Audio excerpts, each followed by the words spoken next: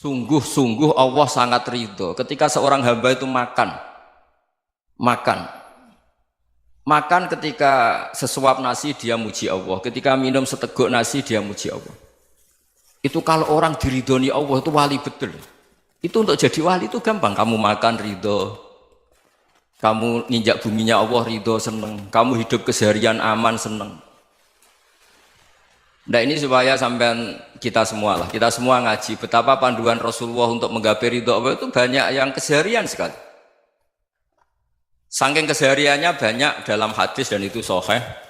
Nabi menyebut hal-hal yang keseharian. Hatta ma tas'alu fi fimra'atika, kamu punya uang kemudian istri kamu bisa makan itu ibadah.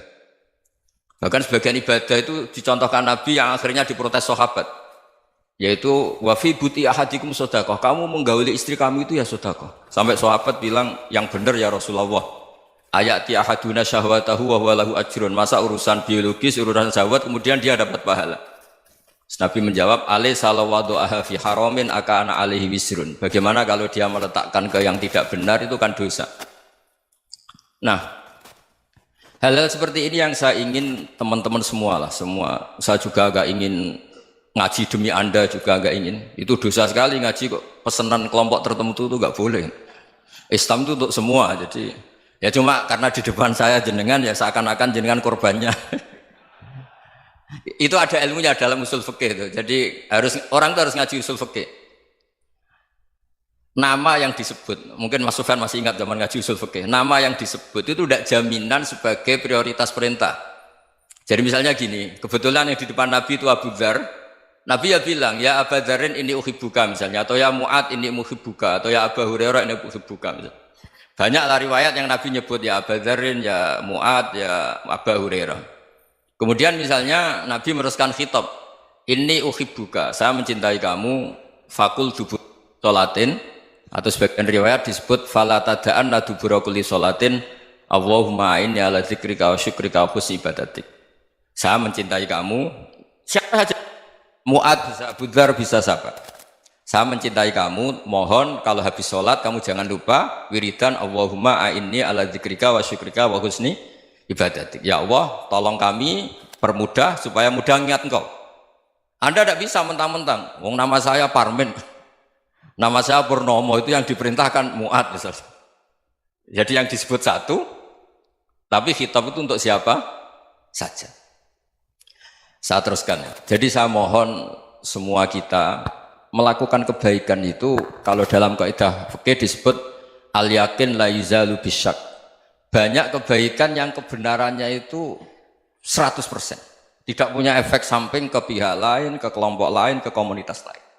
Itu tadi misalnya Anda makan dan itu murah sekali, hanya butuh satu piring. Setiap punyaan kamu muji Allah, setiap minum kamu muji Allah. Itu redaksinya Rasulullah SAW disebut Allah sangat ridho ketika seorang hamba makan, kemudian dia memuji Allah, atau minum kemudian dia muji Allah. Logikanya gampang. Negara seperti ini yang kamu harapkan bentuknya kayak apa, mertua, ipar, komunitas, tetangga, itu nyata terjadi itu kan belum pasti. Sementara yang mesti terjadi adalah kamu butuh makan, kalau tidak mati. Butuh minum, kalau tidak mati. Butuh bumi yang nyaman ditempati, kalau tidak kita juga mati. Sebab itu Allah kalau menyebut nikmatnya itu hal-hal yang keseharian. Alladzi at'amahum min ju'. Allah itu siapa? Allah itu yang menciptakan kamu bisa makan. Tidak berlebihan. Allah itu yang menciptakan kondisi sosial itu ideal. Zaman Nabi itu ya ada orang munafik. Orang-orang pilihan Allah itu juga diuji orang sekelilingnya yang macam-macam. Semua diuji sesuai konteks zaman dan waktu. Nah, tapi ada ibadah-ibadah yang selalu disarankan Nabi. Sampai Nabi itu pernah ditanya, ayul islami khairun ya Rasulullah, Islam terbaik itu gimana? Jawaban Nabi itu unik. It'amut to'am. Islam terbaik itu ya makan-makan, yang santai-santai. Ketika Allah menyebut beberapa kebaikan, falak tahamal aqobah wa ma adrokan Allah mal aqobah. Terusannya apa? Fakku raqobah. Terusannya apa? Au it'amun fi yaumin di masghubah. Ya itu acara makan-makan itu juga Islam. Kenapa? Ya bayangkan kalau tidak ada makanan, kita mati kan? Kondisi sosial tidak ideal itu Anda masih gak apa-apa. Tapi kalau Anda tidak makan, Anda tidak minum, Kamu punya istri cerewet masih bisa hidup, punya mertua cerewet masih bisa hidup. Tapi kalau tidak makan bisa mati. Berarti penting mana istri sama makan? Penting mana? Makan. Semoga istri Anda dengar, nanti kamu disuruh makan tapi pulang deh. Itu kalau dibahasakan makan masih memahami. Penting mana nasi satu piring dengan istri. Nggak ada nasi mati, nggak ada istri belum mati. Penting mana? Gak berani jawab kan? Nah, ternyata Anda ada garang kan di depan istri. Jadi saya mohonlah, mungkin Mas Sufyan Sauri tadi yang bisa bantulah. Teman-teman tuh ngaji yang keseharian saja. Karena kita nyari ridha Allah itu berdasar firman Allah. Dan firman Allah itu menyebut keseharian tuh riang, gampang. Yaitu tadi misalnya wa min ayatihi manamukum bil laili wan nahar. Termasuk ayat-ayat Allah itu kamu tidur. Maka dulu itu ada guyonan, ada tokoh Mu'tazilah, kelompok dalam Islam yang berpikir manusia itu bisa menentukan ikhtiarnya sendiri. Karena saya bisa duduk, ingin berdiri, berdiri.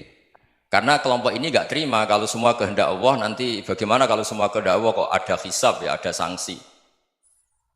Lucunya itu dia akhirnya, ini cerita ya, mencintai seorang perempuan, cantik sekali. Dan itu dia menjadi ahli sunnah itu oleh hal-hal yang sepele. Karena istrinya cantik, ya namanya suami istri itu hubungan intim. Terus ditanya, Mas, masih ingin lagi? Masih. Silahkan diulang lagi. Wah ya tidak bisa. Katanya manusia bisa menentukan yang diinginkan. Itu tobat itu. Itu nggak bisa ditobatkan Mas Sufyan Ats-Tsauri. Orang cantik yang mudah nobatkan orang itu orang cantik. Segampang itu. Akhirnya kita tahu, makanya kalau dalam kitab Hikam itu disebut al-aqil mayyakul madza yaf'alu wa hubi wal ghafil mayyakul madza af'al. Orang yang punya akal karena sadar ini wilayah Allah, semua milik Tuhan. Itu dia tiap hari berpikir, besok Allah akan melakukan apa terhadap dunia ini. Kamu merencanakan suatu mau plesir, ternyata gempa. Mau wisata ke Rusia, ternyata perang. Kamu tidak pernah tahu apa yang akan terjadi besok. Wa ma tadri nafsum madza taksibu ghadan. Tapi anda semua kita ini sering punya jadwal permanen. Makanya saya kalau diundang siapa saja, sanad takdir. Yang jelas Gus ini acara penting. Ya masih acara penting nak pangeran ngersakno piye? Kok ape dadi pangeran? Kamu kok mau jadi Tuhan? Itu kadang ya kiai. Penting Gus acara ini jenengan harus memastikan bisa. Loh kamu itu yang ngajarin tauhid, sesuatu itu biadillah kok bilang-bilang apa pasti. Kalau maksa terus tak tobatkan loh kamu kata saya. Ya kalau gitu Gus bilang insya Allah. Wah itu hati saya, fisik saya, roh saya sudah bilang insya Allah. Tidak usah kamu latih kata saya.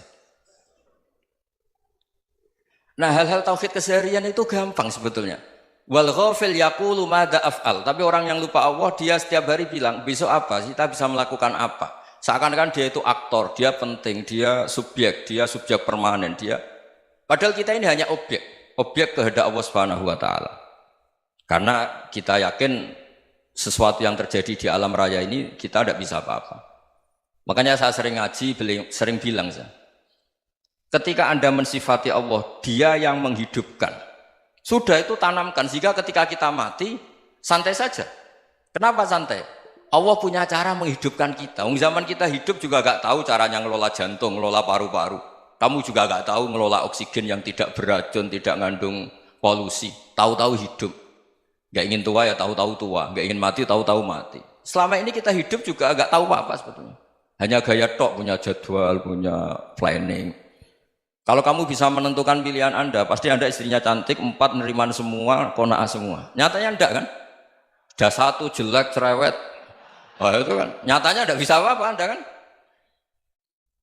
Dan kamu bawa mati lagi. Itu kan, istri Anda juga gitu, punya keinginan, punya suami yang ganteng, yang jabat, yang neriman, yang enggak poligami. Ya enggak kesampaian juga. Kalau kita ngitung tingkat kegagalan kita itu gagal terus. Ya kan? Nah, terus ingat Allah, madza yaf'alu wa bi. Orang yang punya akal selalu berpikir Allah itu menghendaki apa terhadap saya. Lalu sama-sama orang melihat orang yang serius, itu kata Anda itu pemikir berat, serius, senang punya tokoh yang merengut tuh, karena kamu anggap serius. Tapi sebagian orang menganggap orang yang serius itu wong merengut, wong masam, wong muka kok ditekuk. Jadi sama Itu hati, ya muqallibal qulub tsabbit qalbi ala dini. Karena kita nggak tahu cara berpikir kita tentang orang lain, tentang sekeliling kita. Misalnya kita orang baik yang jenis ngrumat fakir miskin. Ada orang bangun masjid mewah itu janggal. Apa artinya masjid mewah kalau banyak orang kelaparan? Tapi kalau yang jenis pendidikan apa artinya masjid mewah kalau tidak bisa ngaji? Nanti yang jenis infrastruktur apa artinya ini kalau semuanya punya sudut pandang yang berbeda-beda. Dan Islam mengapresiasi semua kebaikan. Tapi katakan semua kebaikan itu adalah kehendak Allah Subhanahu wa taala. Karena apapun baik Anda itu pakai fasilitas yang diberikan oleh Allah Subhanahu wa taala. Sehingga ini yang disebut qulillah tsumadarhum fi khawdihim yal'abun. Ya kembali tadi ke tema-tema bahwa keseharian Anda ini sudah Islami. Saat Anda tidak bisa melakukan apa saja. Saya sering ada jenazah, biasanya kalau tetangga meninggal saya sering disuruh ngelepas. Saya bilang orang ini baik karena sering ngelamun di rumah, sering nganggur di rumah. Ditanya sama anaknya, kenapa Gus nganggur baik? Ya kalau dia nganggur artinya juga agak berbuat sesuatu yang maksiat kan? Ya kan? Orang nganggur di rumahnya ya tidak bunuh orang, tidak maling, tidak korupsi, ya namanya nganggur di rumah. Lah cuma istri cara pandang nganggur gak menghasilkan uang itu. Tapi juga gak menghasilkan kriminal kan? Jadi sebenarnya Islam itu makanya kalau sampai ngaji usul fikih itu ada kitab usul fikih namanya Lubul Usul, itu terkenal sekali di pesantren itu. Itu kalau ngapresiasi keseharian itu luar biasa. Izma min mubahin illa wa yatahaqqaqu bihi tarku haramimma. Karena keseharian yang mubah saat Anda lakukan itu ada kehebatan yang luar biasa, yaitu meninggalkan haram. Makanya dulu banyak orang-orang alim ketemu temannya itu guyon sampai semalaman. Itu biasanya yang semangat Islam itu kiai kok tidak tahajud, kiai kok tidak witir. Orang yang sedang mapan uangnya banyak, malam itu tidak kelayaban itu sudah luar biasa. Melawan nafsu supaya tidak maksiat itu sudah luar biasa. Supaya lupa guyon sama temannya semalaman sampai subuh. Gejlok-gejlokan ngenang zaman miskin, zaman kuliah nggak jelas, zaman apa. Melihatnya jangan tarkut tahajud. Seperti ini meninggalkan tahajud, tapi meninggalkannya ini talkul muharramat. Jadi kayak apa hebatnya? Sehingga Imam Ghazali punya riwayat yang agak unik. Hatta takuna ibadatu akhiri hadil ummah iku an-naum. Sehingga suatu saat ibadah terbaik umat ini itu tidur. Itu kan riwayat kontroversi. Ketika Imam Ghazali tanya, kenapa iya? Kenapa kamu mulai keluar dari rumah itu sudah banyak maksiat? Melihat perempuan yang enggak mahram, melihat fenomena. Tapi kalau kamu tidur itu enggak melihat apa-apa. Tapi juga kamu jangan menganggap tidur itu ibadah betul. Saatnya melakukan fardu ain malah masih tidur. Tapi itu sudut pandang yang menjadikan kita Islam itu gampang. Jadi saat Anda tidak bisa aktivitas apa-apa, misalnya ada beberapa orang yang lumpuh. Lumpuh itu memang nggak bisa Jumatan, nggak bisa ibadah, tapi dia juga nggak bisa maksiat. Tidur itu memang Anda saat itu tidak bisa tahajud, tidak bisa witir, tapi saat itu ada zina, ada maling, tidak gosipkan orang, tidak bully orang, tidak menanamkan kebencian, tidak hasud. Sehingga tidur menurut Allah Ta'ala wa min ayatihi manamukum billaili apa? Wan-nahar. Karena di tidur itu selain ada unsur istirahat, jaga kestamina, juga ada unsur meninggalkan beberapa keburukan. Nah saya mohon ibadah yang keseharian ini kita jaga. Supaya kita semua baca ayat itu fasih. Fasih itu tertanam di hati. Allah itu siapa? Alladzi at'amahum min ju'i wa amanahum min khauf. Dan Allah kalau cerita di Quran itu anna subabnal ma'a subba summa syaqaqnal ardon wa syaqqa fa'ambatna fiha habba wa inaba wa qadba wa zaituna wa nakhla wa hadaika hulba. Kamu tahu saya ini siapa, kata Allah. Saya ini adalah Tuhan yang menurunkan air, kemudian ada tanaman banyak. Habba wa inaba wa qadba, ada zaitun, ada tin, kalau orang Jawa mungkin ada tela, ada padi, ada mangga, ada pisang. Sudah. Wa inaba wa zaituna wa nakhla wa hadaika hulba. Ada perkebunan yang lebat. Tujuannya apa? Mata Allahkum, silahkan kamu pakai, kamu nikmati. Tapi karena kadang kita ini punya ide-ide besar. Tadi untuk syukur saja nunggu punya istri riman, rumah baik, tetangga baik, komunitas baik, semuanya baik baru syukur. Lama-lama nanti ada di surga, syukurnya nunggu surga paling kelas A. Itu sudah ada yang menghuni Rasulullah, kamu nggak boleh di situ. Masa untuk syukur saja? Repotnya Masya Allah. Jadi mohonlah Quran yang kalau Anda hafalkan juz sama itu kan ada ayat-ayat yang kayak tadi. Ya, fal yang dzuril insanu ila ta'ami. Coba lihat. Apa yang kamu makan ya? Dari mana? Dan untuk mempertahankan hidup kamu keseharian. Jadi jangan kira ibadah itu harus membentuk komunitas yang versi Anda. Ibadah itu harus yang hal yang mulu-mulu. Kesehariannya Anda alami. Loh ini saya tidak bikin-bikin. Saya ngaji bukan karena berdasar pesanan. Itu ayat yang saya bacakan betul ada ayatnya kan. Fal yang dzuril insanu ila tu'ami anna sababnal ma'a sabba thumma syaqqaqnal ardo syaqqa fa ambasna fiha habba wa inaba wa qadba wa zaituna wa nakhla wa hada'iqa ghulba. Terusannya apa? Mata'al lakum, silakan kamu nikmati. Mata itu silakan kamu nikmati. Ya kayak sampean dikasih hidangan ya makan. Ya sudah makan, habis makan ya minum, habis itu ngantuk ya tidur. Ya sudah normal-normal saja. Kayak apa indahnya Islam? Tapi Anda mencari Islam yang gimana lagi? Nah itu yang diajarkan guru-guru kita, diajarkan sanad kita sampai Wali Songo, sampai Rasulullah SAW. Bahwa pada akhirnya ada jihad, ada perang. Itu dulu memang perang, bukan membunuh, beda. Dulu kita dijajah Belanda ya perang, dan itu normal karena kita dijajah. Jadi ketika orang lain ingin baik sama kita, wa in ahadum minal musyrikin astajaruka ya fa'jirhu hatta yasma'a kalam Allah. Kalau mereka ingin baik ya kita baik.